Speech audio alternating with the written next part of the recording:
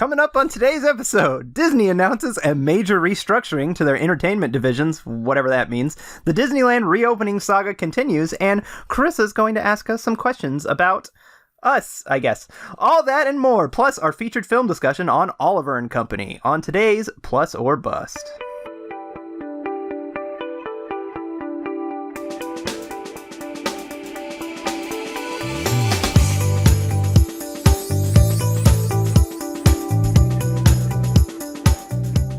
Welcome to episode 5 of Plus or Bust, a Disney podcast, where each week we watch a random movie on Disney Plus and decide whether we would recommend it a plus or not a bust.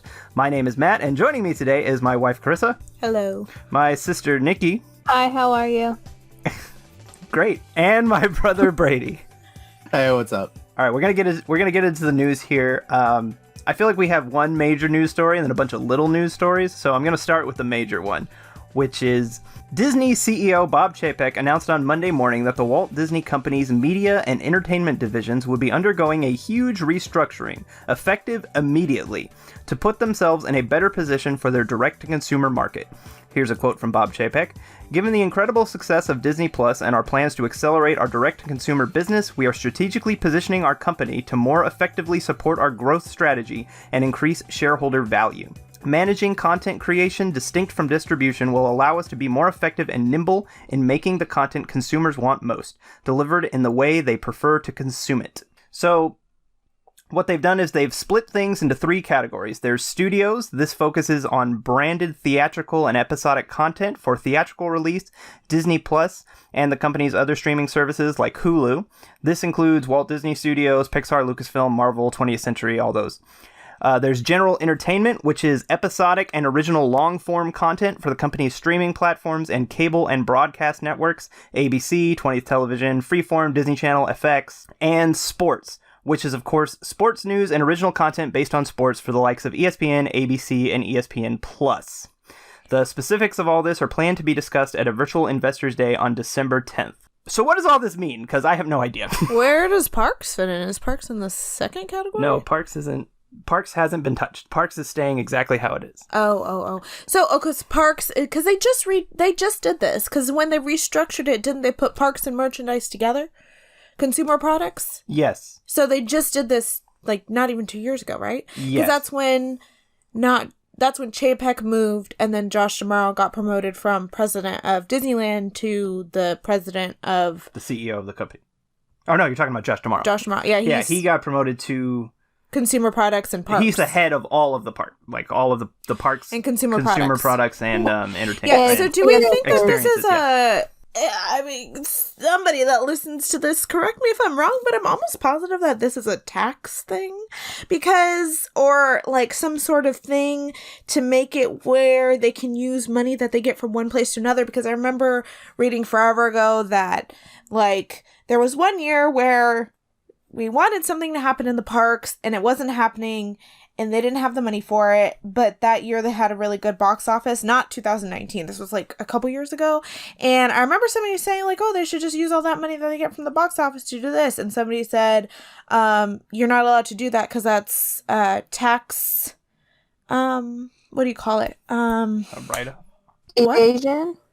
Tax evasion, I think. I don't know if that's what... I don't know anything about taxes, but I'm pretty sure that if they restructure the company in a way where Disney Plus is included in all the theatrical releases, then that means that they can use the money for both of them, since they restructured them, so they're in the same pot. So all the money that they've gotten from Disney Plus would supplement the loss that they've taken over this last year because of all the theatrical releases not happening, or... you know, what have you. That's what this sounds like to me, anyways. I don't know anything, though, so maybe not. I mean, I'm sure there is an undercurrent of that. That's not something they're ever going to say publicly. That's the thing. Right, but they had to say it publicly for legal reasons. Right, and there's a lot of, like, corporate speak in what he's saying. Like, a lot of it just doesn't make sense to normal people. Basically, just what it sounds like in broad terms is that Disney Plus is the only thing that's making them a lot of money right now. They want to focus specifically on Disney Plus. They want to make Disney Plus their prime source of just everything. They want that to make the primary focus of their company. is what this sounds like to me. Okay. And I guess streaming in general, since they also include Hulu and everything. But they do also mention theatrical releases. So Yeah. Well, like I said, maybe it's because it wasn't in the same pot before, and now it is. Or now it's going to be. Oh, I was just reading what this thing said. It said something about the continued emphasis will be making Disney Plus an inaugural, holistic part of the Disney experience. yeah, but what does any of that mean? It means that they're trying to have crossovers between original shows and then theatrical experiences, like it says Doctor Strange and like Star Wars or like Pixar. Aren't they doing It just that says that anyway? you'll probably see more integration between the business units and Disney Plus. It says there might be night-long specials about the newest Disney park attraction on Disney Plus. That's something that they should be doing, is using Disney Plus as an outlet to get any kind of news related to the company out there, like to advertise. Like, anytime they are opening a new part of the park or anything, they should put, like, a small special on Disney Right. Plus. Because who owns Disney Plus? People who like Disney. So, like, you're going to advertise to your biggest audience. Oh, I think that was for sure always going to be something that they decided to do. I think that with COVID, they can't, like, that's not what they're trying to do right now, because they don't want to make it seem like they're trying to draw people to the park, but I absolutely think that was what they were going to do. I foresaw a 50th anniversary special released ahead of time, way before. I think that only makes sense. Why don't you finish the tweet, though, that you were saying? Okay, so I have this tweet from a user on Twitter named Walt's Frozen Head, and they said, "This is a losing proposition. If every single household in the U.S. signed up for Disney Plus, it would make $10.8 billion a year. Disney's box office in 2019 was $11.1 billion. So they would be operating at a loss." So I understand what this person is saying, and I think focusing specifically on streaming can be risky, because who knows how long that bubble's gonna last. Like, it could burst at any minute, especially Disney Plus specifically could eventually dissolve into something else. Like, you never know how long that's going to last. But I think it's also unfair comparing it to 2019, which was Disney's best box office year ever, because they had a new Frozen, a new Star Wars, Avengers Endgame, a new Toy Story, Aladdin made over $1 billion, a Lion King remake. Like, 2019 is an unprecedented year that they will never have again. They're never going to have that again. Or at least not for another 10, 15 years. Easy. They're never going to have that again. So you can't really Aladdin pick 2 that. and Lion King 2. Even then, like, I have no doubt that they will continue to make billion-dollar movies, but they're never going to have... I think they had, 7, 8 last year? They are never going to have that many again. Never. Yeah, no way. No way. Because, like, Endgame made over $2 billion. It's the highest-grossing movie of all time. Over $2 billion, right? Frozen 2 made over $1 billion. Toy Story 4 made over $1 billion. Aladdin made over $1 billion. The Lion King made over $1 billion. Yeah. They'll make all that up 2 years from now when Avatar 2 makes up. They'll make it just with Avatar 2 they'll make it. Oh, that's gonna make $10 million? Sure. Yep, easy money. Sure. Captain Marvel made over $1 billion. Spider-Man Far From Home made over $1 billion. They're never gonna have that again. No, Star Wars made over $1 billion. Like, it was such a perfect storm of releases. All of their biggest franchises, literally all of them. Marvel, Star Wars, Toy Story, Frozen. You can't get bigger than that for Disney. They all came out in the same year. That's never going to happen again. So I think comparing it to last year is not fair, but I do see where this person is coming from by saying that it is likely that they could still make more at the box office than in streaming. And it's depending on people signing up and not signing up. Like, That's where I think they're wrong, though. I mean, like, historically, sure, but times have changed. Like, this year changed everything, and I think this is one of those things that is going to continue that change. Like, I don't think we're gonna have blockbusters, not even just Disney blockbusters, but blockbusters in general. Their time was coming. It was coming to an end. The market was oversaturated. There was too many each week and stuff. It was bound to come to an end, and now everything is getting geared towards streaming because more people are staying home, like we were supposed to this year or whatever, and all that stuff. And I think that they're seeing that as a continued projection, and it's also a lot safer to put your eggs in one basket, whereas we don't know if theaters are ever going to come back the same way. Like, we don't know if we're ever going to be able to sit in like a packed theater on Friday nights anymore safely, or if when we do get there, it won't be for another year. So it makes sense. They also find something that they're good at that makes them a lot of money, and then they put all their eggs in one basket. So it's just Disney being Disney. Like they always are. Mm-hmm. They've always been like that. Yeah, they find something that works for them, and they're like, "Oh my god, we gotta have Frozen's popular. We gotta have Frozen everything. We gotta have Frozen lunchboxes, Frozen, hats, backpacks, literally that's." Business. I know. I think that Disney does it in a specific way. They find something and then they run with it, and they don't stop until it stops being profitable. I do think it is kind of a knee-jerk reaction just to the current climate. Yeah, I do too, but I think that it's also safer. Like, it's safe to say that streaming isn't going to go anywhere for a while, and like having movies that we're supposed to be on in theaters or theater quality going to Disney Plus, like, that's exciting for people, and people are gonna love that for a while. I think people will love it until the quality of the movie starts to deteriorate, which probably won't be for another year, but it's bound to happen, I'm sure. You're talking about the quality of the movies coming to Disney Plus? Are all the Disney Plus original movies I'm saying good? that at some point, I don't know, I haven't watched them all. At some point, they're gonna start not putting as much into it. Like, Togo is going to be the last Togo that we see. Like, you're not going to get another movie that has that much, like, theatrical quality to it. And, Pixar, I don't think their quality will ever deteriorate. But, you could end up getting another Cars 2 or another Good Dinosaur. Eventually. We go. But if they're putting all their effort into Disney Plus specifically, why the quality is only going to go up, you would think. I think it will for a while, but then I think at some point it will go back down, is what I'm saying. Like, you're not going to make Black Widow and Mulan for Disney Plus. You are, if that's the only way that you're making money. I mean, I guess you could argue that, yes. But I just don't, I see that happening for the next 2 to 3 years. But then after that, depending on where things go, things could get, could be brought down. Because like last year they put what they did, I feel like they did try to make it the Disney Plus stuff really good, because it was the debut of it. So they had to find ways to draw people in. But then after that, I feel like, after we got certain things, like, after The Mandalorian and stuff, like, finished, after that, there wasn't that much, like, new stuff on Disney Plus. You know what I'm saying? Right, but they're trying to ramp that up. Yeah. Yeah. Yeah.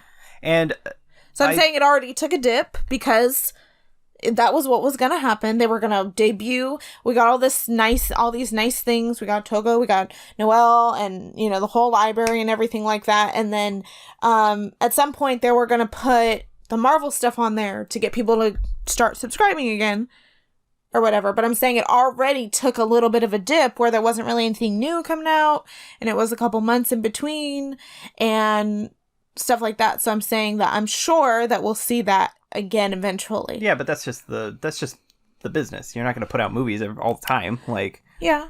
And the thing is that if this is how they're going to start approaching things, they have movies that they have planned for theatrical release that now they're going to make with Disney Plus in mind. Yeah. Any movie that isn't already in production or finished is probably going to come with that mindset of, are we going to put this on Disney Plus, or are we going to put this in theaters? Are we going to be able to put this in theaters? Right.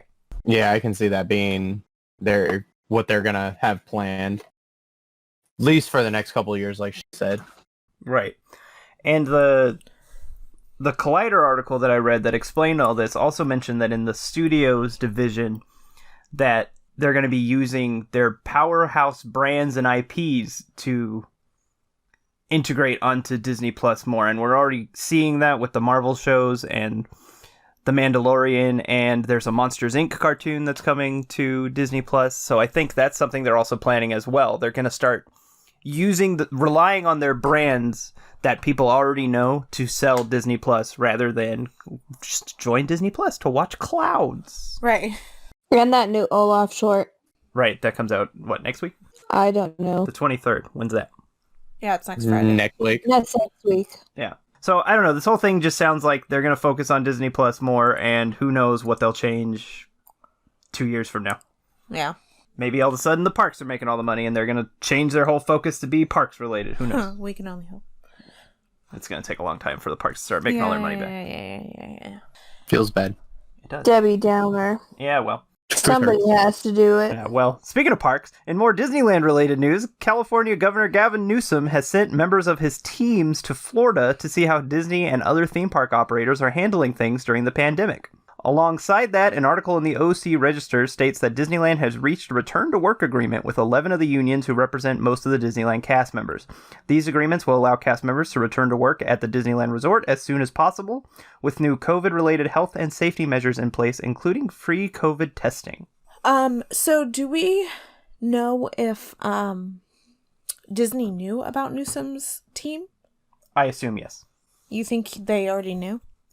And they had like somebody go with them and explain things? I would assume that when... I kind of wish that he hadn't told them. I kind of wish that they had just sent them like on their own without them announcing themselves. And so like they're kind of like mysterious. Yeah, like nobody like knew a secret shopper? Yeah, exactly. Yeah. I kind of wish that they had done that because... Or like the security guard. What? The security guards. You know, a lot of the security guards at Disneyland are dressed like regular guests. In like normal clothes, sure. Right. Well, yeah. I'm sure they weren't wearing suits that said, I work for Gavin Newsom on. I just kind of wish that they had done that. Like, I hope that they didn't know. Because I think that the practices were probably the same.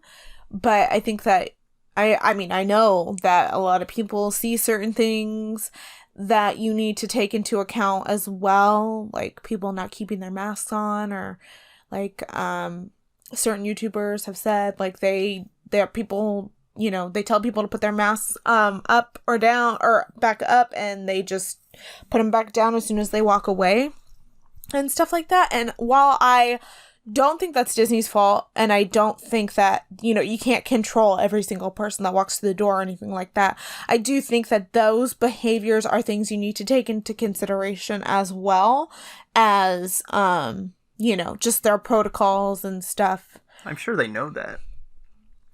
I'm sure they do too, but I think it's different seeing it with your own two eyes. That's all I'm saying. I think Disney's done a great job. I said that before. I think that they've done a phenomenal job. And I think Disneyland is going to do an even better job than Walt Disney World.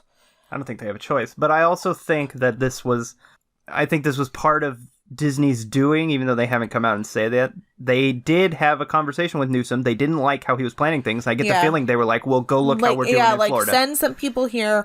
We'll show you what we're doing and how we're doing it and blah, blah, blah, blah. Supposedly they went last week. They're already back. Yeah. Like supposedly this all already happened. Yeah. So, and with the return to work order from the union, there obviously something's happening. Yeah. But who knows what? I mean, at this point, we're just aiming for like, I'm sure it'll be like late November-ish at this point. Even January. Yeah. I was about to say, I'm thinking January. I think they're going to want to get some of that Christmas. I think they should just call it a wash and just go for January. Just open on New Year's Day. Pretend 2020 didn't exist. Yeah? That's going to be so weird. I wouldn't have gone anyway for Christmas because obviously I'm due right at the time that we normally would go. Wait a minute. You're pregnant? What?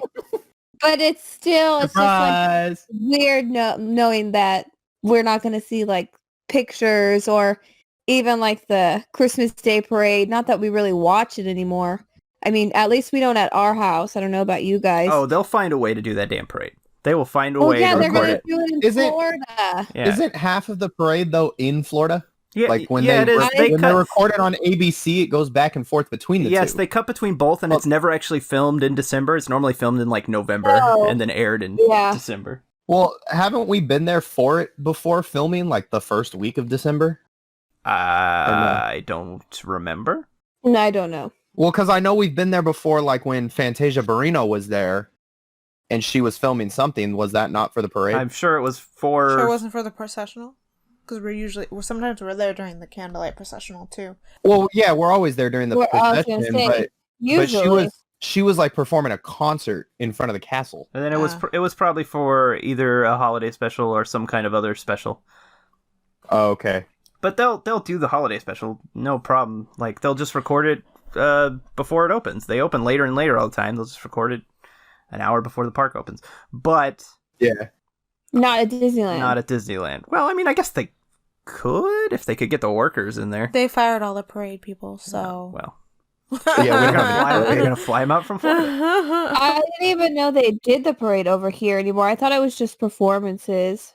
I don't remember last year's because I don't know if I watched it, but they used to cut back. Yeah. They used to cut back and forth between two different parades. But yes, they would normally do a performance in every park. Like, somebody would perform in California Adventure, someone would perform in Epcot, Yeah. someone would perform in Hollywood Studios. So I guess it wouldn't really make very much sense to put all that stuff up for like a month. Not even. I think they would put some. I mean, stuff I think up. if the closer the earlier to November that we could say that they would be open, then I would say yeah, because it usually goes until like almost mid-January. But if they don't get clearance to open until like mid-December, like why would you even put it up? Yeah, because some of the stuff like the Haunted Mansion holiday and no It's way. a Small World holiday both take like 2 to 3 weeks. Because do. even the Halloween stuff that they put up in World, they didn't really go all out in any way, shape, or form. They kind of just put some pumpkins. Well, yeah, up, and they announced for Christmas they're not even putting lights on the castle. It's just going to be projections. Yeah, so Yeah, they're see, probably not that's- even gonna. That's another thing. They're gonna be like, Decorating- they really don't have to. They'd get people in the door at Disneyland if everything was closed. Like, if you could literally just walk down Main Street and just walk around the park and not do anything, people would still go in. So I guess go. it doesn't. I'd go. I would too, but I'm just saying, like, it doesn't even matter. They probably won't decorate. But anyways, who knows when Disneyland's gonna open at this point? Brady, what were you trying to say about decorating? Oh, I was just like talking about how the other thing, decorating the castle too, takes forever. So like how they're just doing projections. That's probably what we'd have to do here. I would imagine that they would do, if it opens before Christmas, it would be incredibly light. They would probably do some kind of projections on the castle or even down Main Street because they have it set up for like mixed magic and everything. Yeah. And they would probably put up the smaller decorations, like the tinsel, like around the like lampposts and stuff. But I wouldn't expect it all throughout the park. I wouldn't even expect the big Christmas tree. I was about to say, what about the freaking 200-foot trees that they have no, heck in no. both parks? No, I wouldn't expect that. I wouldn't expect the fun Cars Land Christmas overlay. Yeah. I wouldn't expect any of that. I would expect the bare minimum and just a shit ton of merch and treats. Yeah. Yeah. Oh, yeah. I can see that. So. But I do think that they should just, I don't know why it's probably like a legal thing, and because they have like turnstiles that they can't, if they literally just open Main Street and Buena Vista Street and just let people come in and shop, people would do it. They would. They Yeah, absolutely they would. Oh, would. hell yeah. And they would wait hours to do it. They would. They're like, we can only let 20 people in at a time to the entire front of the park, and people would wait. I waited 6 hours just to go to the Emporium and buy the same thing that I could have bought at World. Things have been crazy at Downtown Disney, so I mean, I wouldn't even. See, I would like something like that just to be able to go to freaking like Julius and Katz and be able to get They'd better probably pins. make so much money too. Like if they had carts of food and stuff. Oh my god, they'd make so much money. They'd recoup. I know they should literally move the little red corn dog wagon to Downtown Disney. I would drive down there just for that. I'm surprised No, you wouldn't. I'm surprised they haven't moved more like carts and things out to downtown. Yeah, we were Disney. talking about that on the way back. Like if they just used the Esplanade and just had carts and stuff, that would be. Yeah. They would. People would. Oh my gosh. Well, I would drive down there for a corn dog and a popcorn bucket in a heartbeat. Well, that Premier Shop uses an unused part of California Adventures, Yeah. so I don't. That's true. It seems like easy money, but yeah. it's probably. And there was people lined up for that, and it wasn't even anything special. It's just normal fucking merchandise. I just like, yeah, like I mean, I'm one of them, so I think it's funny. It's just like the irony of it, like being there and seeing the signs, and everybody going down there, and the line, we had no idea how long the line was, and we went up to the lady because you give them the phone number and then they give you like a text back or whatever to get in line, and the line was like there's like, that's a one, if I say a switchback, that's just one. Well, there's like 10 switchbacks back of like all these people trying to get into this store, and we don't know what's in it exactly, just that vague description of like merchandise, and it's just like the amount of people that literally just walked past World of Disney. World of Disney has no line, and the exact same merch is in that store. Like, Disneyland people are insane. If they opened Buena Vista Street, there'd be more people trying to get in there than California Adventure has ever seen in its entire 20-year existence. Stop! That's mean. Damn, come on. It's true, but that's mean. What do you mean? What do you mean too soon? It's still there and makes millions and millions of dollars every day. Dang. We're gonna take and hide you where no one will find you. Disney's California Adventure. I love California Adventure. It's getting Marvel. It's fine. It's fine. It's fine. It's gonna blow up. Moving on. It's fine. All right, so the next few stories I have are like really quick. There's some movie related news in here. That's why I included it. So we'll kind of go through these really quick. All right, Whoopi Goldberg said in an interview with James Corden on The Late Late Show that she is actively working on getting the Sister Act 3 off the ground. The original Sister Act was released by Disney's Touchstone Pictures production studio back in 1992 and was a surprise success. A sequel released a year later and was not a success, but the franchise even spawned a stage musical adaptation with songs by Alan Menken in 2006 that even had a short stint on Broadway. So, I've never seen the Sister Act movies. I've never even heard of them. I don't have any. I like them. You've seen them? Yes. All right, I've seen both of them. Take the floor. Oh, okay. Would you be down for a third one? It's 20 years later. That's kind of a long time. 25 years. Yeah, that would be kind of weird. But I guess if it has like Whoopi Goldberg in it, and then what's her name? She was also in Hocus Pocus. Kathy Najimy. Kathy Najimy. Yeah. Oh, yeah. okay. So if they were in it, Maggie Smith was in the original too, but she's very old now. She could still be in it, just maybe not in the same kind of role. But, yeah. But I mean, that's... But it also just depends on where it's being filmed. Right. A Sister Act reboot project was announced before Disney Plus was even... But when Disney Plus was announced, but before it came out, they announced that they were going to be working on something Sister Act related. So this is probably that. So yeah, it's just one more thing for Disney Plus, and it's really another one of those things where Disney is kind of like reaching real far back into their archives to like pull out properties to run on Disney Plus, like they're doing like the Home Alone thing and the Cheaper by the Dozen. Is that the one that's also getting a TV show? Yeah, Cheaper by the Dozen is getting one. I like that movie. Isn't like Doogie Howser getting something No, again? no. Turner and Hooch. And, I know Turner and Hooch is. And Diary of a Wimpy Kid. Yeah, I know that one too. I thought Doogie was one. Disney doesn't own Doogie Howser, do they? No? I don't think so. Yeah, It's not a... No. It's not a ABC show. I guess it might be. I have no idea. I don't think Doogie Howser is what you're thinking of. Are you let thinking me call Neil Patrick Harris and ask him. Sure, go for it. We're best friends. It was on ABC. Yeah. Disney Plus has given a 10-episode straight-to-series order to comedy Doogie Kamahala MD. It does say that. Oh, it's a reboot. But it's a reboot with a girl. But it says it was going to be a series with 10 episodes straight to series order in September 2020. Oh, whoops. So maybe it got canceled? Oh, did they order it in 2020 though? Oh yeah, they ordered it in 2020. It says, it had been in development since early 2020. The new series will focus on Lahila Doogie Kamalahol. I don't know how to pronounce it. Kamalahala or something? Aloha? A female 16-year-old mixed race doctor who lives in Hawaii. Do you know what would be cool if she was like a vet instead? Well, no, the whole point of Doogie Howser... That would just be Dr. Dolittle. The whole point is that he's a young doctor. That's the whole gimmick of the show. It would be cute if it was a young veterinarian instead. Dr. Dolittle. Kiki Palmer, Dr. Dolittle 3. Right? Well, I guess we're also reporting on Doogie Howser. That was supposed to be about Sister Act, but yeah, Sister Act 3 Oh, yeah. happening eventually, I guess. Have you ever seen that? I've never seen that.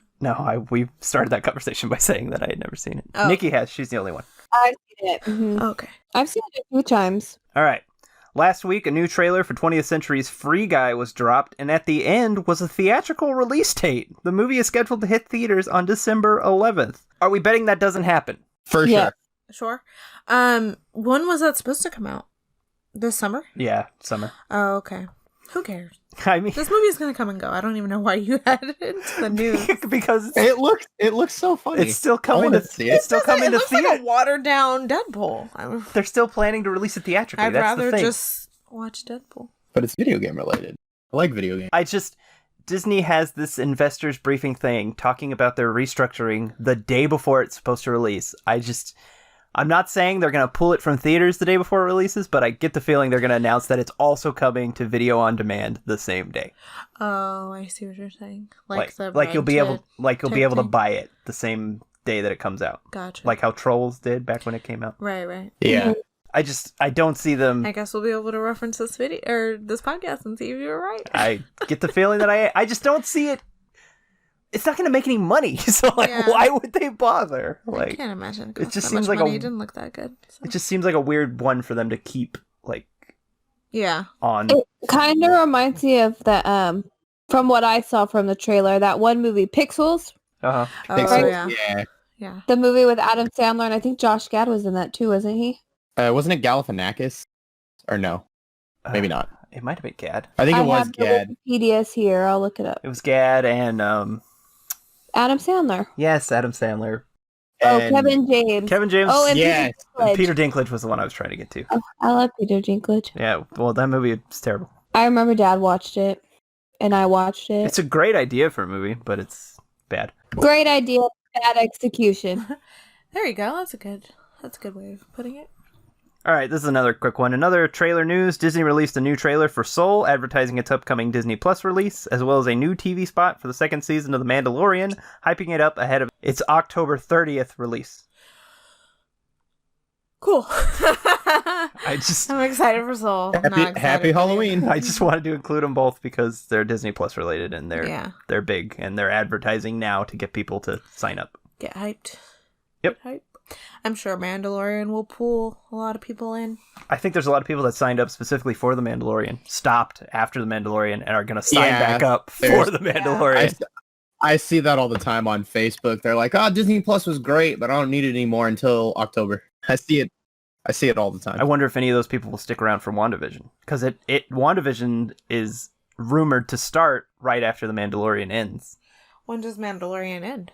It's 8 episodes, so So in 8 weeks. yeah, 8 weeks sometime in after. December. Oh, okay. The end of December. Let's see. I guess it would just be mean if they were Marvel fans. Because, I mean, if they're not Marvel fans, they don't care for Marvel, then they're not going to stay. No, I'm just curious, because I think people are gonna. A certain set of people is also gonna sign up just for WandaVision. They looks- should stay, though, for looks- the Lego holiday special. Yeah, it looks like 8 episodes would put it at December 18th. I didn't include the Lego Holiday Special on here, but we can briefly mention it. They announced that a while ago. Now it has a release date. Is it what, November 17th? Can someone November please 17th. post that picture in the group? Because it's just too funny. It is. Oh, the Lego hands? Yeah. I'll post. To it. Luke Okay. from your father. Yeah, that's funny.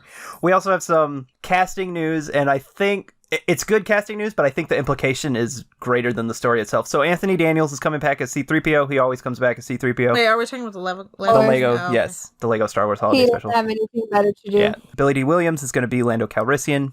And He Kelly also Marie doesn't Tran is have- coming back as Rose Tico. So Nice. that's great. Good for her. 'Cause- She's strong, because after all the hell that she was put through, Huh. I'm so surprised she's still coming back. Maybe it's because she's going to be in the new movie. You mean Raya and the Last Dragon? Right, so she still has ties to Disney. While John Boyega and Oscar Isaacs are like, peace out. We ain't ever coming back. And Daisy Ridley too, right? Yeah, I think Disney was trying to save Yeah, that but- relationship. That's why they gave her the Raya role. But that's what I'm saying, Yeah. that the fact that they announced it, these three specifically just tells me that none of those other actors are coming back for the special. Oh, Because, yeah, like, for sure. That Oh. would have been the headline, right? Like, Daisy Ridley is returning as Daisy Rey Ridley. instead of Anthony Daniels is coming back as C-3PO for the 800th time in the last 40 years. Like, Well, I feel like out of all of those people, the only one that would have came back besides Kelly was Daisy Ridley. Yeah, I think Daisy has the best chance of coming back because Oscar Isaacs and John Boyega were just like, yeah, no. Not happening. and Adam Driver, I get the feeling he wanted to be out of the series by the time The Last Jedi was over. I feel like he didn't even want to be in these movies anymore. Yeah. Oh, I forgot Such about a him. shame. Well, he also doesn't like watching himself on film, which I totally understand. It's so That's weird. a weird but- thing to have as an actor, though. yeah, But it's so weird, but I feel it. I haven't listened to any of these podcasts because I can't listen to myself talk, so Oh, I listened to all of them. Adam Driver. feel it. Adam Driver Adam. is like the weirdest casting for those movies because like if you watch any of the other movies he's in, they're like weird indie movies or like small, like really like mellow kind of like nothing happening movies. That they sold a completely different character than what he ended up as. I think that his character in every single movie was completely different than what it was supposed to be, and literally a complete 360 from when he first sat in that on that casting call or whatever. I honestly, like you said, because I literally went back and watched all of his movies, and I think I've seen all of them except for that new one. He's a very like complex person, and I just think they lied to him. And I think he's never going to be in any Disney anything ever again. Maybe he just wanted a Star Wars on his resume. I mean, like somebody comes to you and says you want to be in a Star Wars, though. He is not that type of person. I don't think so. Carissa, you say that like you know him. I do know him. Stop. I do. Okay, You we're very know close. him like I know Oscar Isaac. Yeah, we're very close. Okay. Oscar Isaacs. Have you seen that picture of him in Dune? Whew. Oh, He's a beautiful man. Stop! You're gonna make her go into labor. I know. You're gonna make my husband mad. I am. You are. You're the one drooling over him right now. Are you fanning yourself? Like, I am hot. Woo, I've been drooling over him for a while. Nikki's gonna see Dune just for Oscar Isaac. Seriously, I don't know. Uriel, my husband, might be interested in it. Because isn't it based off a video game? No, Dune's a book. Oh, whatever. You're thinking of Doom. Yeah, Doom is a video game. That already had a shitty movie with The Rock. Did it really? Yeah, in the 2000s. Oh, There's like that all right. infamous scene where they like switch to like a first person mode and it looks like the video game. Like the gun is like under the camera. Yeah. That movie sucks, but that scene is infamous. All right, moving on from that. Disney has delayed the inaugural sailing of the upcoming Disney Cruise Line ship, the Disney Wish, from early 2022 to summer 2022, and I get the feeling it's not even going to make that, because cruising has not happened yet. There's no indications of when it's going to happen, and that ship has just been sitting unfinished for a long time. I think they're working on it. I don't think it's unfinished, just sitting somewhere. They can't leave it, but I mean, yeah. Yes, you could say that ship has sailed. It hasn't, though. It's sitting somewhere, It's right? struggling to sail. No ships have sailed. Yeah, the cruise industry is taking a hit, taking quite a hit. But you know, those ships aren't meant to be bigger than what they have, not by much. Correct? No.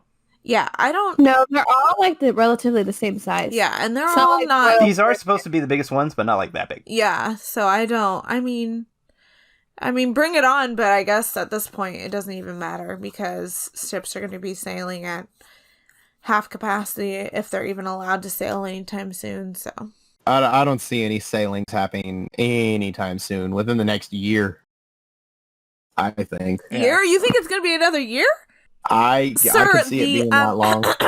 The executives from Disney and Royal Caribbean and Carnival went to Mike Pence themselves to try and petition cruises to start in October. So I don't foresee it being another year that they hold out. Mike Pence is a dingbat, and he's never going to get any of that. He's never going to get any of that. They went to the wrong person. Well, that's the right person because that's the only person you can go to. No, I'm not saying anything about any of those specific people or any type of pull that they have. But I'm saying, if the actual executives went to the vice president in person to make sure that that no sale order really does expire on the 31st, I do not see them waiting another year before ship sail. Yeah, That's what I'm saying. They risked their lives to go to the White House. They did. I didn't know about all that. So. Yeah, that was like a week ago. Yeah, they're serious. They were like, which I thought that was really interesting because Disney was like, oh, cruise ships are going to be our last priority. We're not even worried about those ships sailing. I think it is still their last priority, but how many more things do they have left? I mean, I'm sorry. Did they go to Mike Pence for Disneyland? No, but they went to Governor Gavin Newsom 800 times. I guess they went to the top of the tops or whatever they needed to do. But I mean, We're just anyways, calling him Governor. The point, Governor Newsom. He's just Governor now. The point is, I honestly do not see ships not sailing for another year. That's all I'm saying. I'm sure we'll be back at some point. I would say early springish. So it's gonna take a while. That's all I'm saying. It's gonna take a while for them to be at full capacity, Yeah. but I think that they're gonna let them sail sooner rather than later. All right. Okay, so the last thing I have before Chris asks her question and then we get into our movie is the NBA finals are over. The Lakers won. The NBA has left Walt Disney World. Yay. You can stay at the Coronado Springs Resort again. So Is that where they were staying? But they were eating. Weren't some of them staying at Grand Floridian too, or no? yes, but the final teams were staying at. So Grand Floridian was before. Oh, okay. That's when all the teams were there. When all the teams were there, yeah. It started by like based on position in the. I don't know how exactly it was. So rankings, yes. So there was the Riviera at Grand. Destino Tower? No, the Riviera at Coronado Springs was the top of the top. Then it was the Grand Floridian, and then it was the Yacht Club, and then they just eliminated each hotel as the season progressed. So the last two teams were staying at the Riviera, and now they're gone. So you can book at the Riviera again. It is open back up to the public. So that their bubble worked really well. It did. They were talking about doing it again for like college basketball. So I guess somebody was impressed by how they handled it. I'm sure Bob Iger put all his effort into making sure that went well. I'm sure he did too. Also, is there not a correlation between the basketball players leaving and the times for the theme parks getting longer? I'm pretty sure there is. Maybe. I don't even know if the basketball players were allowed to go to the resorts, to the parks though. They were after hours. Oh. That's why I'm saying that's why I think they had to stay in their bubble. So they couldn't go when all the other people were there because then they would be But they could go after and before because the park hours are shorter, and now I'm realizing the park hours are longer, and now I didn't know that. They're gone. I did not know that they Anthony Davis put a tweet out today from the Lakers. He said that now that they're finally back home, he probably never has to go to Disney World again. He spent too much time there. Well, can you blame him? He was there for what, 3 months? 2 months? Oh my God, dream come true. Yeah, he was there for a while, so. I couldn't imagine. He needs to shut up. He's living other people's dream, and it's rude. Well, it's not his dream. Some of those people are probably too tall for some of the rides. I know. Yeah, he's a freaking giant. Does he have any kids? AD, I'm not sure if he does or not. Well, that will change then if he doesn't have kids. Anyway, please come down to the NBA Experience store and buy some Lakers merch, please. Please come to the NBA Experience, please. We really need money. Is it not open? Remember, we just watched it. Oh, the NBA store is open though, down there.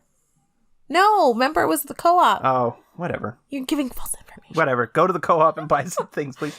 All right, so we're done with the news, and we're going to get into our film discussion in a second, but Carissa wanted to do something. Explain what you're doing here, because I don't entirely know what you're doing.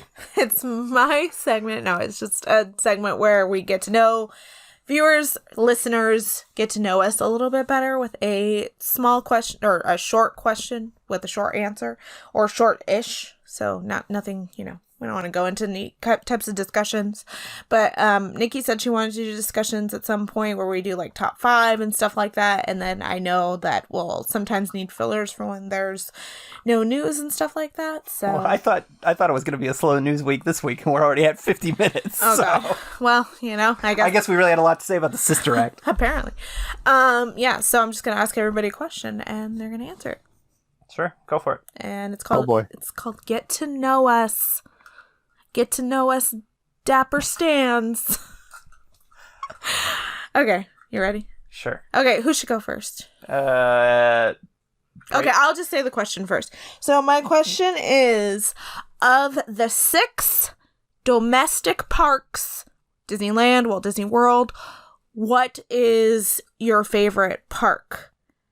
And I pretty much know all of your guys' answers, but actually I don't know your answer. But anyways, so yeah, just say which park and give like a short reason as to why. It doesn't have to be anything too detailed. Brady, go first. I'm going to dictate who's going so that we don't all talk at once. Brady, go first. Animal Kingdom. Why?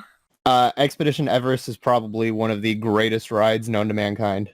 That's a fair argument. I think all of the parks have a fair argument except for Hollywood Studios. Hollywood. Yeah. It's not. I think that was true a year ago. It is not true anymore. Way. I don't think it's true anymore. Commercial. They just throw everything in there. Yeah, and that's what people want. It's got no charm. It's got. You can say that things are favorite rides, but I don't. It's got Rise of the Resistance, Slinky Dog Dash, Tower of Terror, Rock and Roller Coaster, Mickey and Minnie's Runaway Railway, Star Tours, Muppet Vision 3D, and Muppet Vision 3D. Sir, there is no castle. Okay.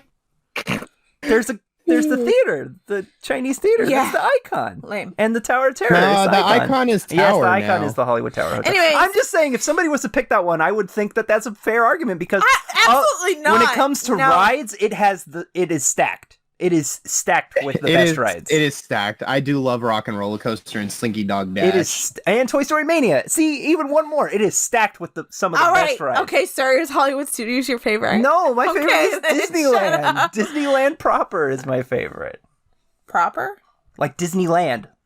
Not California Adventure, Disneyland. Proper? What do you mean by proper? Disneyland proper, like not Disneyland Resort, just Disneyland. Oh, I didn't know that was a thing. I've never heard anybody say that before. Well, so that's your favorite? Yes. Disneyland? Yes. Why? It's the one I've been going to for 30 years. I mean, it's Boring answer. It's not boring. It's boring. it's the original. It also has a lot of great rides. Space Mountain is there. Star Tours is there. Big Thunder Mountain is there. Splash Mountain is there. Indiana Jones Adventure is there. It's great. I thought you were gonna say Animal Kingdom. I love Animal Kingdom. I think Animal Kingdom is their most unique park of any of their parks. I think it does things very differently. I love animals. I love the safari. I love seeing all the animals, and the Komodo dragon is cool, and the monkeys swinging around and everything. See, so why can't you? I mean, I feel Animal like Kingdom doesn't have as many rides though. It's Animal Kingdom is more of an experience, but I feel like there's less to do after you've done the first day. I think you can spend a full day in Animal Kingdom and get a lot out of it. I think repeat visits are gonna wear thin if you don't care about the safari. Yeah. See, I could spend freaking a week at that park You alone. literally just said that not that long ago. Didn't you say that you could literally stay there all day and just ride the safari? I absolutely could, but I'm saying like in general. So then why isn't it your favorite? Because Disneyland's my favorite. I like Disneyland more. What's wrong with that? I don't know. I think that Animal Kingdom is my favorite. I like Disneyland more. All right, Nikki, what's your favorite? Disneyland. Why? Is it because you've been going there for 30 years? Almost. It'll be 28 years.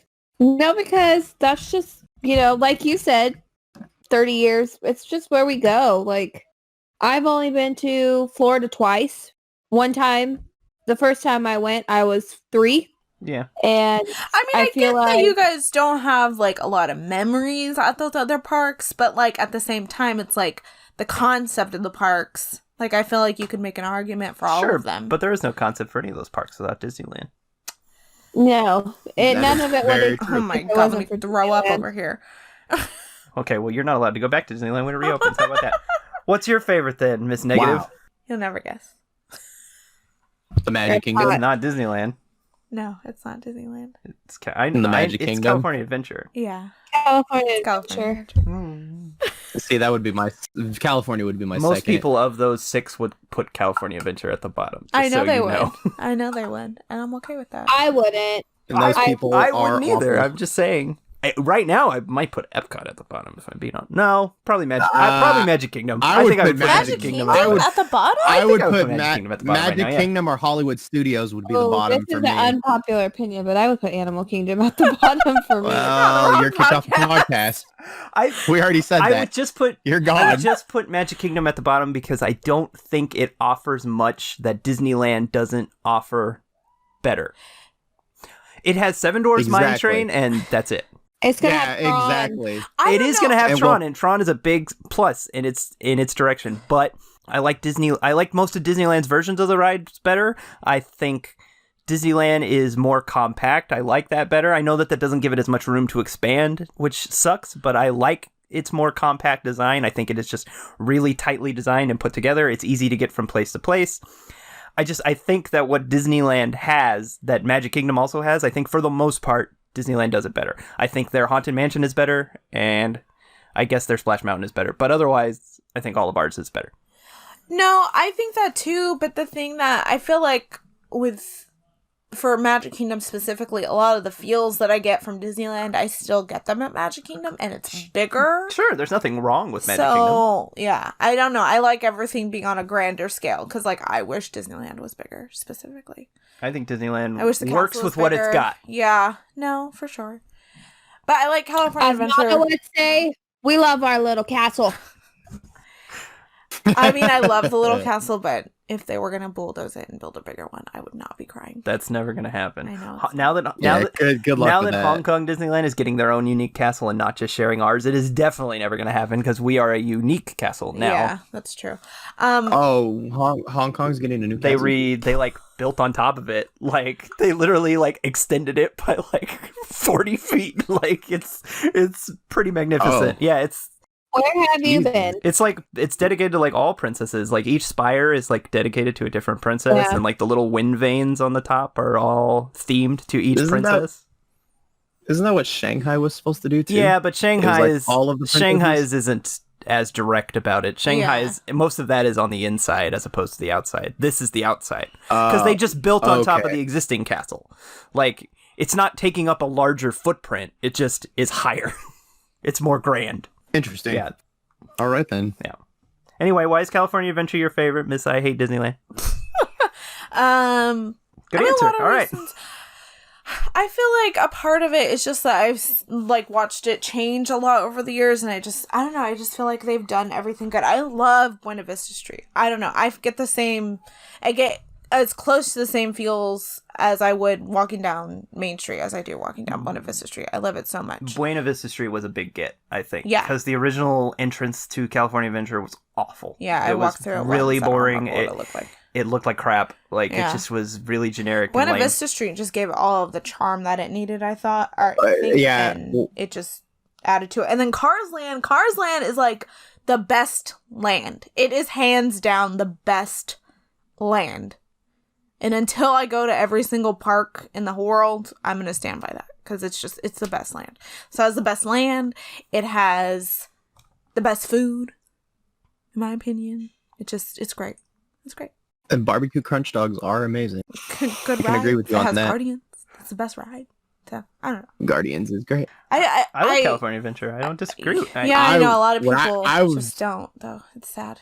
I think a lot of people are stuck in the past when it comes to California Adventure. I think a lot of people. It also doesn't help that it's across the street across the Esplanade from the first one, and such a high. No matter what was there was going to look lesser compared to literally Disneyland. Yeah, it's different with Magic Kingdom is sort of seen as a lesser Disneyland already. So when you build around Magic Kingdom, nobody's looking like, oh, this Epcot is just a worse Magic Kingdom. Nobody's looking at that. They're looking at it as something unique. Yeah. When you're literally 10 feet away from Disneyland, you're always going to look worse. They could have built the best theme park that has ever existed in that spot, and people would have still liked it less. And I think there's just so many things that people remember that were like misses in the past that kind of stick with the park, and they just can't really like let it go. But I don't know. I love it. I think it's great. It is great. I think it's a great counterpart to Disneyland. And it's come a long way, considering it was probably the worst park they had ever built at the time of its opening. So, yes, there's even a joke about it on The Simpsons. Yep. I already said multiple jokes about it on this episode. All right, well, now that we're an hour into this, let's move on to our featured film discussion this week on 1988's Oliver and Company. Spoilers for Oliver and Company. We will be spoiling Oliver and Company with this discussion. I'm going to read the description from Disney+. In this animated classic, based on Charles Dickens' timeless Oliver Twist, homeless Oliver, a feisty young cat, is rescued by a pack of dogs and welcomed into their gang. With new friends Dodger, Tito, and their pals, Oliver explores New York and learns to survive his new world. When he's adopted by a young girl, Oliver tries to balance his old friendships with his new ones. But when his young owner is kidnapped, it's up to Oliver, Dodger, Tito, and the gang to save her. Includes unforgettable songs performed by Billy Joel, Huey Lewis, and Bette Midler. Directed by George Scribner. Starring Joey Lawrence, Billy Joel, Cheech Marin, Richard Mulligan, Roscoe Brown, Shirley Ralph, Dom DeLuise, Bette Midler, and many others. You said Joey Lawrence? Joey Lawrence is Oliver. Yeah, he plays Oliver. When he was a lad. Like the Joey Lawrence, yes. Like from the Lawrence Brothers. Yes, of the Lawrence Brothers. For like brotherly love, Lawrence Brothers. I didn't know that. He was like 12 years old at the time. I had no This was an idea. early role for him. That's awesome. Yeah, he's Oliver. That's cool. I right. loved Brotherly Love. Did you ever watch that? No, I didn't. Really? No. I don't think I've seen anything that they're in. And they have Shipwrecked. I've never I think seen was that what either. it's called. Never seen that And there was another one. We're not here to talk about those things. We're here to talk about Oliver and Company. Dang, I really want a decomp to come up. Like, please. It could. Please. It could this next time. They're mostly decoms. We'll get to that later. Okay. So when this movie came up last week, you guys were very excited about it. Explain. I've always loved this movie. The music in it is probably one of my favorite Disney soundtracks, like for some of the more underrated movies. I mean, obviously it's not going to be Mulan or The Lion King or Aladdin, but soundtrack-wise, just having Billy Joel and Huey Lewis, two legendary icons, doing all the music for this movie is just greatness. See, okay. Wait, let Nikki go. Nikki, why were you excited? Because I really like the opening song, even though I'll admit I cried. At when? The opening. Oh, no. Once upon a time, she cries every time. Oh my gosh, I was crying so bad. I was singing. I was like, what about don't be shy? When we used to watch this movie after we bought it on DVD, Nikki cried every time Huey Lewis started singing every single time. Fun fact, that song is the first song Howard Ashman wrote for Disney. Oh, Wow. Nice. Yes. now I'm gonna Well, now I cry. have even more of a reason to cry. No, did you watch that, Nikki? No, I haven't Oh, watched it yet. Don't do it. Don't. Just But, don't. I'll watch it when I need to cry. All right, that's our next episode. We're watching No. Howard. Oh my god. If Howard came up, I would not watch it. I really would not. I couldn't put myself through it emotionally. All right. Since we're talking about the music, I have some things to say about the music, both good and bad. Okay. First of all, I love Why Should I Worry? I think that song is great. It's you could sing along to it really well. It's an earworm. It gets stuck in your head. It is a great song. It is a great Billy Joel song. Maybe not a great Disney song. The thing with this soundtrack is most of the songs don't sound like Disney songs. They don't sound like they belong in a movie like this. They sound like pop songs that are like placed into this movie, and it's just very strange. It kind of takes me out of it a little bit when they start singing. The most Disney song is the one that Jenny sings to Oliver when she's on the piano. Yeah. Good Company is like the one song that really sounds like a Disney movie, and like that's not necessarily bad. Like I think it's good to have unique sounding music in the movies to set them apart, but something about it just draws me out of it, unlike some of the other Disney movies. I don't know. There's something about the music that just doesn't work for me in this movie. Not that any of them are bad songs. I just don't think they don't vibe with the rest of the movie is what I'm saying. Yeah. I remember really liking this movie when I was little, and I remember watching it a lot, but it really doesn't hold up the same way as like Hercules or some of the other older Disney movies do. And I think that it's partly like you said, I don't think that it's the songs, because like the songs are good, but you're right, they're not Disney songs, and they kind of don't tie that much. Like they tie into the movie but not in the same way. And it kind of is a little bit, it loses some of the Disney charm in a way when they went with those songs versus something a little bit more Disney-esque. What year did this come out? Like, well, I guess that's the wrong 88. question. What 88. movies came out around this time? You mean like Disney movies? Yeah. So right before this was The Great Mouse Detective in 1986. Okay. Right after this was The Little Mermaid in 1989. So this was the bridge between the Renaissance. The Dark Age and the Renaissance. Yes, The Great Mouse Detective. Whether it's not part of the Renaissance, but it is arguably the most important Disney movie before the Renaissance of that era, because it has Musker and Clements directed it, and they would go on to direct The Little Mermaid, Aladdin, Moana, Hercules, all those movies. So, like, The Great Mouse Detective is what convinced Eisner and Katzenberg, especially, that animation was viable, that this was something that they should continue doing. Oliver and Company came out right after that. It was a mild success. It is kind of you can see them taking, if you watch Great Mouse Detective, Oliver and Company, and then The Little Mermaid, you can kind of see the evolution going into The Little Mermaid. Yeah, putting it there, like thinking about when it came out, it makes a lot of sense. I don't know. There's just something about it that it just kind of loses something's missing from it, I guess. It's also, if you notice, that it was also made with Jeffrey Katzenberg. Yep. I don't know, that kind of shows too. Why? Because wasn't he like very like controversial when it came to like the movies because of the Black Cauldron bomb? He had never worked with animated movies before he got brought on to Disney. So he didn't entirely understand how they worked. It was The Great Mouse Detective that really helped him. They pitched The Great Mouse Detective to Jeffrey Katzenberg on one of his like earliest days there. They literally walked him through every storyboard for the entire movie. It took hours. They had to pitch him on why it was worth saving. And yeah, so that's kind of how we got here. I don't necessarily see Jeffrey Katzenberg in this movie, but it is it's more adult. It's a strange sort of Disney movie because it's not a lot of Disney movies take place in modern day, and this takes place in modern day New York, at least modern day 1988 New York. The imagery of it, I love the way that the movie looks, like some of the shots of New York and that like art style and the like kind of painted textures and stuff. I do love that. But as a kid, I think I remember liking the animals the most. And I like it as an adult, but I think about, like, I don't think that really stands out for children. So it does make sense that he kind of probably came on and tried to make it a little bit more adult and stuff like that. I think he kind of really pitched using the celebrities in it, because this was before Disney was really using celebrities in their films. Right.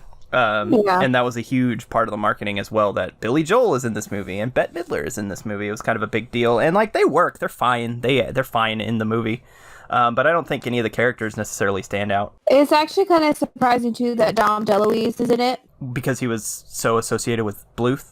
With Bluth, yes. I'm surprised that I remembered, like, I was trying to figure out who is it that plays Fagin? And I was like, it's Dom DeLuise. I was able to figure it out before I looked it up. Yeah, well, he's got a very distinct voice. He does, but because he's very associated with Bluth, that it was really surprising that he was in it. It's interesting that you bring up Don Bluth, because the same weekend that this movie released, The Land Before Time came out and actually beat it at the box office.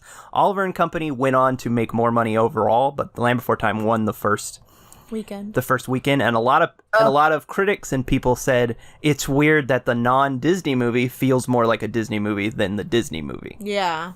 Well, that's what I was wondering too. If it's been a while since I've seen a Bluth film, so I was just wondering if maybe Oliver and Company feels more like one. Not necessarily. I don't think it feels like a Disney movie either, but I don't think it feels like a Don Bluth. Like a Bluth. Yeah, Don Bluth movies have a certain kind of feel to them that this movie just doesn't have. I don't know what this movie feels like, but it doesn't feel like Disney. No, that's the thing. And it's so weird because, like, it hasn't aged well, and it hasn't really aged as well as like almost any of the other Disney movies. Like I would put on The Great Mouse Detective, Land Before Time, The Great Mouse Detective, or The Little Mermaid, or The Black Cauldron even before I would put this on again. I think the Black Cauldron is kind of just to see like curiosity, like who did this, but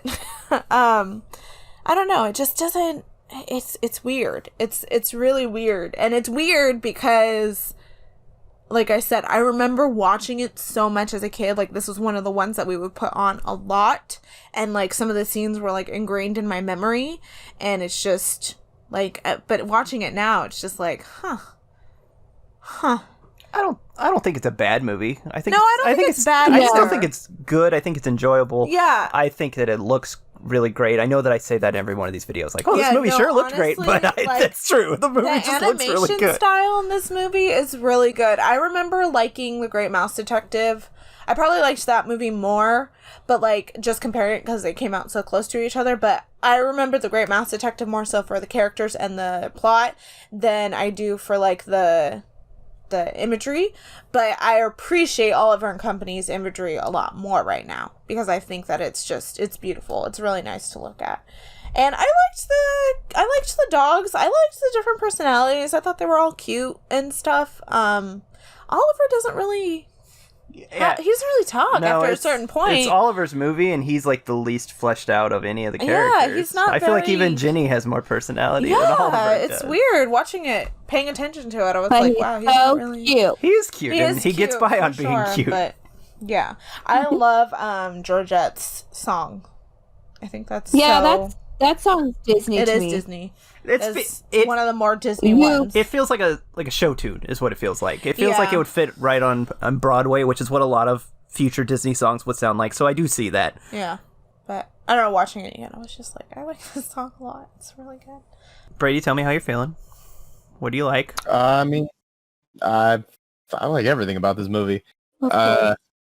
This is like, she said that she doesn't know if she'd be able to like just put this one on all the time. Carissa said that, and this is one of the movies that I could literally just pick and randomly put on like at any time. Like a lot of people don't choose to watch dark age movies, but I could easily turn this movie on or The Black Cauldron on and just let them go.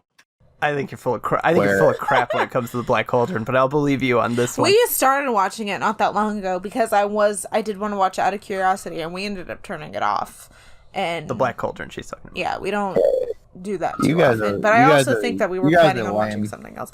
But I do want to watch it again just to remember the whole thing. The beginning was kind of rough to get through. Brady, what's your favorite scene? What do you like the best in this movie? In this movie? Yes, in this movie. That's the one we're talking about, isn't it? Yeah, okay. I want to say my favorite scene, actually, as awful as it sounds, is probably the chase scene where Sykes is going after them when they try to rescue Jenny. Yeah. Just because something about that scene, I mean, it's... The pacing of it is very well done. The logistics of it are very dumb because he drives a car down the subway. But, like, the pacing of it is really, really good, I feel like. Yeah, you know, my thing is smoothly. Yeah, my thing is with these movies is I like the Disney villains, and Sykes is like he's pretty evil. And just the way that this scene plays out, and like watching, as much as it sucks, watching the way Roscoe and DeSoto go is just, it's awful, but it's like, it's somewhat well done, like the animation and everything for it. And then watching Tito basically rescue them while Sykes gets, slammed to his doom by a train is, I don't know, something about that scene just, it goes. Yeah. It's kind of crazy because, like, when I was a kid, I don't know if it completely registered that they died, And it's like, watching it back, I was like, those are pretty gruesome, terrible deaths. But yeah. I feel like it is animated well because you don't really realize what's happening. Well, yes, they show one of those dogs. They show one of those dogs fall on the train track and get electrocuted, and he whimpers. Yeah, and I didn't even realize that Roscoe DeSoto died that way until Matt pointed it out 2 weeks ago. And And Sykes, they show the freaking train hit him. They show the subway hit him. They do, but they don't. I think what they do is there's no blood. But they don't. They animate him to a certain point, and then they animate the train. And there's no like, he doesn't get. You don't see him get smushed. You just see him, and then you see the train, and then you see fire. Like you don't see him get. Like there's no parts of him that fly or anything like that. So I think that it's well done in the fact that it's a children's movie. That he gets hit by a train, but it's like you don't really. I mean, I guess it's well animated. Like I don't know if I would necessarily want Aubrey watching that and be like, oh yeah, like he died. Like it's three. I guess they don't show one of the dogs, but it's 3 of the most gruesome deaths in any Disney movie. I think. Yeah, they're really gruesome, especially the dog. He whimpers like that's so sad. Like I know. I didn't even notice it. I know he's the bad guy and he's like threatening to eat the cat, but like I hear a dog whimper to his death. I'm just like, oh no. Yeah, it's terrifying. I do that like is for sure. I do like the end. I think from the time they get to Sykes' hideout, or I guess from the time that he kidnaps Jenny through that whole scene, I think it, like Carissa said, it's paced really well. There's a lot of tension. Like you really feel what they're going through. Like they set up the plan, and they're like, and the other dogs are chasing after them. Like you feel it. I like that. I like those scenes a lot. And Sykes' car is so intimidating in this movie. I feel like his car is more intimidating than any of him or the 2 dogs. Like every shot of that car is just, you are scared of that car. Yeah, I think that's really good. Yeah, animation. blacked out limo with friggin' big old Rottweiler hood and ornaments. When he grabs Jenny like from the car, like it's kind of gives you chills. They just make the car look so threatening. Like they always show it from like, it looks longer than it is because of the way that it's shot, like the way that they pan up. A lot of the scenes of the car are CGI. It's early CGI for Disney. And it's just, I don't know, it just looks really great. And I love the joke of Fagin ripping his side mirror off, and then in his office he breaks the side mirror on the model car too. That's so funny. Nikki, what's your favorite scene? The opening scene, even though it makes me cry. Why? Either that or the when she's singing the You and Me Together. Oh, the montage? Yes, I also like that scene because it's just so cute because he's a little kitty. He is a little kitty. And I wish my kitty would go to the park with me. I was just thinking that. I was like, oh, he would not have stood by her all that time. Like, she fed him slop. And then he also lived in a box for a long time. I mean as far as we know. I also really like the scene where he's a puffball because Aubrey used to laugh at that. Oh, and why should I worry? Yes. Where he gets stuck in the air vent, yeah. Yes, she would make me rewind that over and over again just so she could watch that part and laugh. It is funny. Aubrey is Matt and Carissa's daughter. For those who don't know. When she was little. What's your favorite scene? That's probably the ending. I like the scene where they set up when they first see the limo and they like set up that whole scene where he like the dog Einstein jumps out in front of him and gets hit, and then the other dog has to like take his place, and like Tito is like working the wires and everything. When Jenny first finds Oliver, I like that scene a lot. Yeah, I like that scene a lot too. Written down too. What? He electrocutes himself. Oh yeah. When I'm getting barbecued. Yeah, Oliver turns on the ignition and Tito gets electrocuted. It's great. The way he launches out and just hits everything in town. Tito is very funny. He's got a lot of great lines. Some of my favorite lines are from him when he says, he's super funny. "If this is torture, chain me to the wall." Yeah, that's the best line of the whole movie. It is.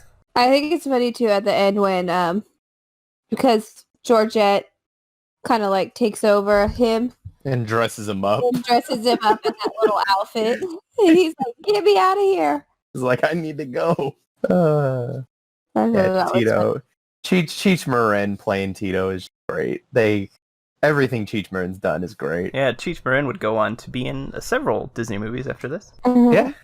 Including The Lion King, which we just talked about. He played Bonsai, didn't he? Yes, he was Bonsai. Yes. One weird thing that I noticed about this movie, watching it now, is that there are cigarettes and cigars and guns all over this movie. There are characters smoking nonstop. Not only does Sykes always have a cigar in his mouth, and he even lights it up multiple times. There's the scene in when they break into the house and Tito has the cigar, and like there's like rats around a fire and they're smoking cigarettes, and it's like, oh my god, the 80s, what a time. You would never see that in a movie now. Why do I feel like I don't remember the gun? Sykes, when he first, I think when they're pretending to like deliver the pizza and he gets up, he like puts he has like a handgun and he puts the ammunition in it. He puts the magazine in the gun. Yeah. I don't think right. I don't think we see it again, but he's holding a gun at one point in this movie. It's got a lot of adult stuff. A lot of more mature subject matter and imagery and stuff. I think that has a lot to do with the time, Yeah, too. I think so too. Doesn't Cats the and Burke, apparently. The hot dog peddler has cigarettes the whole time, yeah, too. he's smoking the whole time, too. I like the way that guy's animated as well. They make him look, like, really gross, even though he's not. He's... I think it's just the way he's animated. Like, I know that a lot of the times the joke is like, oh, fat people are gross, and I feel like we've outgrown that as a people. We shouldn't be making fat people are gross jokes, but it's not that he's fat, it's just that he looks, I don't know, he looks really greasy and, like, dirty. He's just... Well, he's also a hot dog vendor, so... What does that mean? What are you trying to say about hot dog vendors?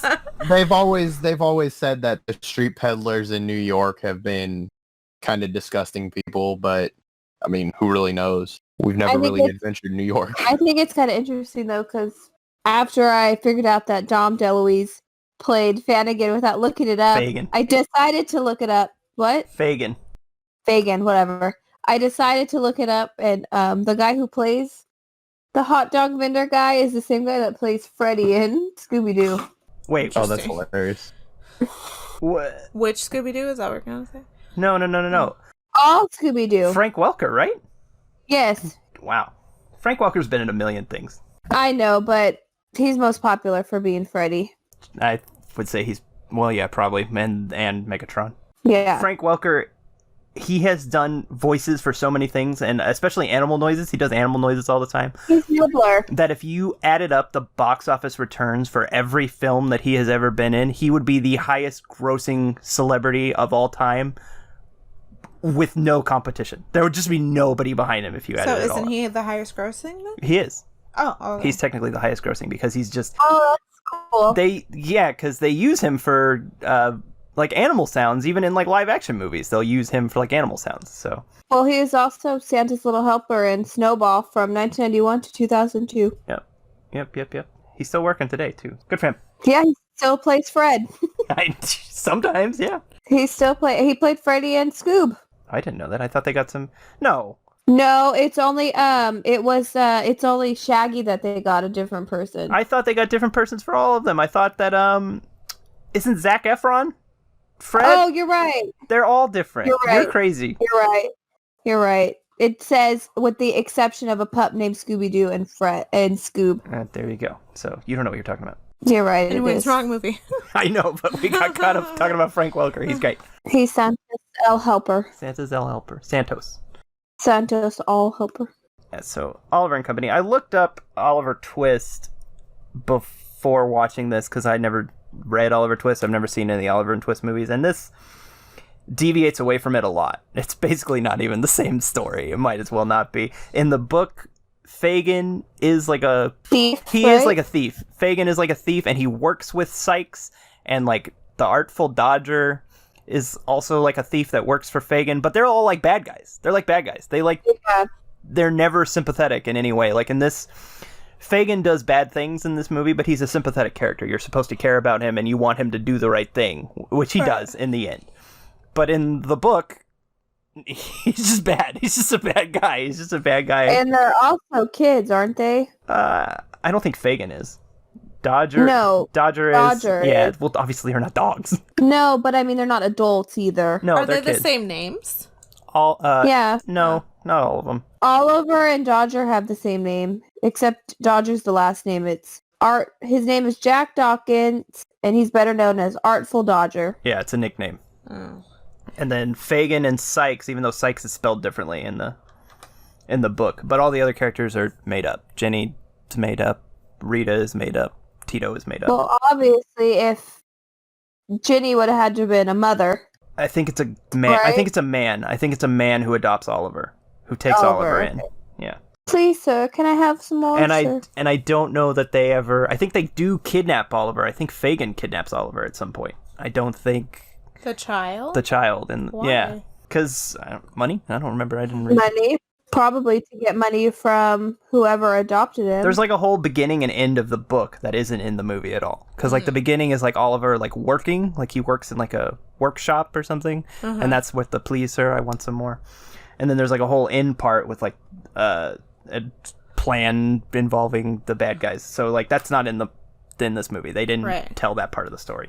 They focused on the middle part and really condensed it. And again, there's only one villain as opposed to 3. Right. So yeah, Oliver and Company.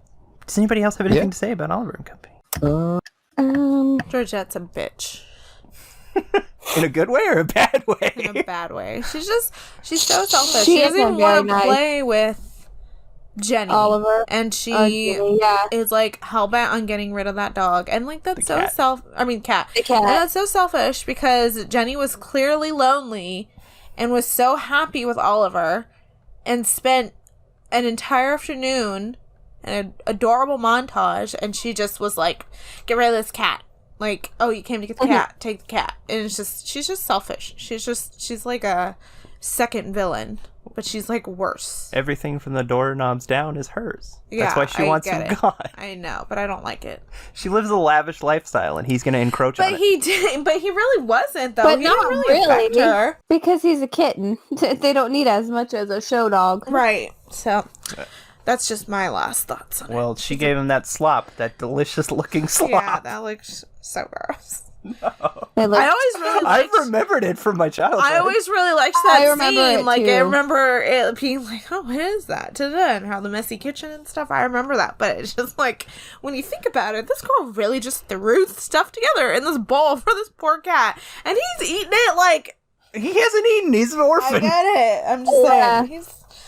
You know? He was supposed to eat a hot dog, and Dodger took them all. I just So. wanted some of those hot dogs. I know how they all have New They live in New York. And Dodger have New York accents in their animals. It's Billy Joel. All right, well, since we're done with that, talking about that, and nobody has anything else to say, we'll get to our verdicts. If this is a plus or a bust. Nikki, is this a plus or a bust? I think any movie with a cat in it is a plus. There's a lot of cat movies on Disney Plus. We'll see if that holds true. All right, Brady, plus or bust?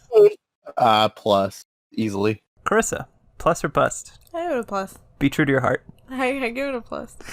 True to your heart, you must be true to your I don't think it's Sorry. as good as it was when it came out. But As a it's kid. It definitely doesn't hold up compared to like No. the Renaissance and even Not the at Great all. Mouse Detective before it. Yeah. Like it's sandwiched in between these two. It's kind of like the Rescuers Down Under, where it's like, Yeah. here's the Little Mermaid, here's Beauty and the Beast, and then the Yeah. Rescuers Down Under is in the middle. Here's Great Mouse Detective, here's Little Mermaid, Oliver and Company is in the Yeah. middle. Like it's good, but it just pales in comparison. And I don't even think like the Great Mouse Detective is like, I don't think it's even as good as any of the Renaissance movies, but it's better than this movie. Yeah, for sure. And saying that, I would also give it a plus.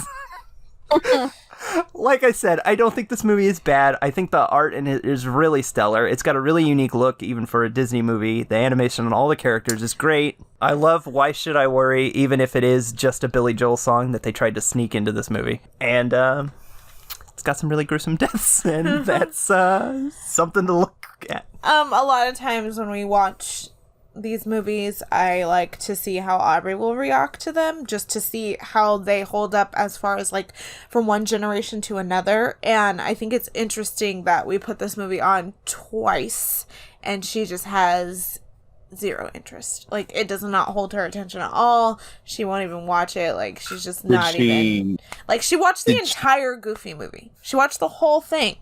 Oh, You that's a know, great and I movie. just think that's a good like that just, I don't know, it just, I'm always curious for her, like, just to see what holds her attention. I mean, that could also be, like, personality-wise, too, not just necessarily just, that's not her whole generation. Some other 4-year-old may love this movie, but... It might also hold up later. Maybe when she's older, she'll like it. Did she completely break down and cry like 2 weeks ago? No, she just ignored it. She just didn't watch it. I think she sat down once, but she didn't, she was just like, she just asked us, why are you watching this movie again? And I said, I don't know, Aubrey. I don't know. I'm surprised you did watch it again, but I guess for the pod. I did it for the pod.